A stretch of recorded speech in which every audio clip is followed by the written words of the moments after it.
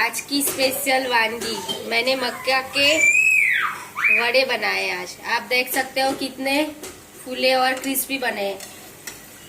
आप देख सकते हो हॉलीडे स्पेशल है ये।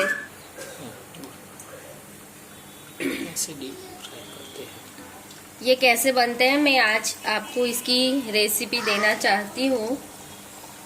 ये मक्का का आटा लेके फिर उसमें है ना लहसुन, मिर्च, अदरक ये सब कूट के डालते हैं। उसमें थोड़ा सा 2 टेबलस्पून तेल भी डालते हैं, नमक स्वाद अनुसार, मिर्ची, हल्दी और धनिया पाउडर।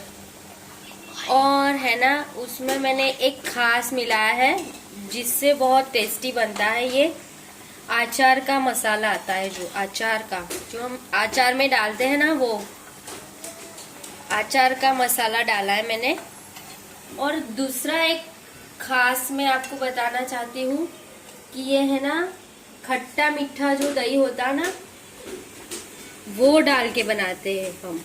उसमें गुड़ भी डालते हैं। आप देख सकते हो कितना अच्छा दिखता है, येलो येलो वाला।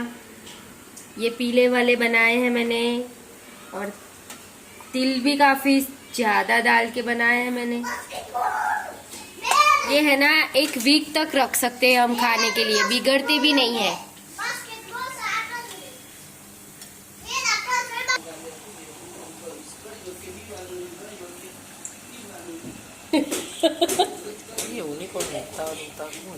डाल दीजिए और खबर है ना पड़ता।